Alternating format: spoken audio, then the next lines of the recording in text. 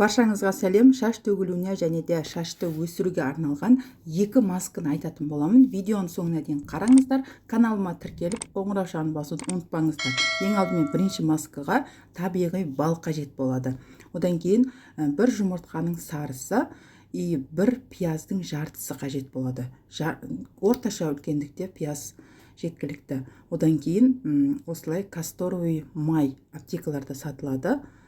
Сосын егерде касторовый май болмаса, таппасаңыздар, ол маңызды емес. Ең маңыздысы мына жерде репейне май. Яғни бұл жерде менің репейне маслада касторовый май қосылған, бірге қосылғандықтан мен бұл касторовый майды қолданбаймын. Ең алдымен біз пиязды осылай үкіштен өткізіп аламыз. Енді осыны суыны сығып алу қажет. Бізге бір 3-4 қасық пияздың суы жеткілікті. Үлкен қасықпен.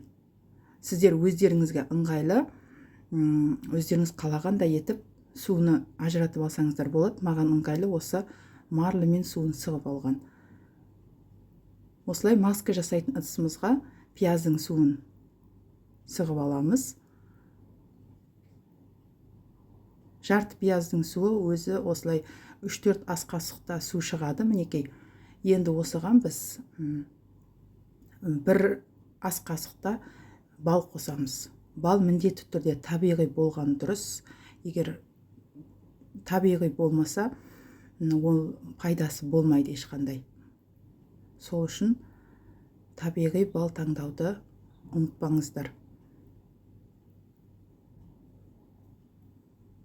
Балды қосып алған соң, енді мен бағанағы касторовый әрі репейне майымызды қосамыз. Бір жұмыртқаның сарысын қосып, жақсылап араластырамыз. Сонымен маскамыз дайын болады.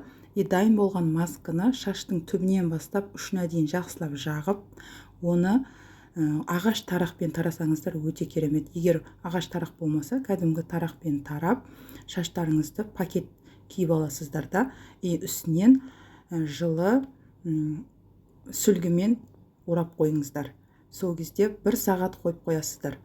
Сол кезде өте керемет әсер береді. Аптасына 3 рет жасасаңыздар жеткілікті бұл масканы.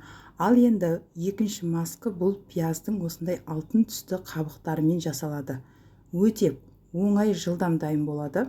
Егерде аптасына 3 рет осы масканы жасауға кейде қолдарыңыз тимейтін болса, осы арасында осы масканы да жасасаңыздар болады. Пияздың қабығын ыдысқа құйып, оның үстінен су құямыз да, газға қойып, орташа отта қайнатамыз. Яғни бір қайнап шыққаннан кейін бір 2-3 минут қайнатсаңыздар жеткілікті. Осылай бетін басып қойыңыздар. Бетін жабудың қажеті жоқ ыдыстың.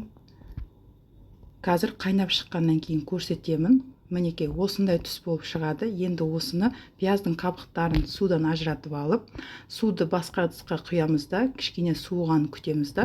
Сосын шашты кәдімгі су сабымен жуып шыққаннан кейін, жуып алғаннан кейін, осы пияздың қабығын суымен жақсылап ысқылап бір 10-15 минут батырып тұрып, немесе осылай жақсылап жуып алсаңыздар, сосын кәдімгі сумен шайып жібересіздер.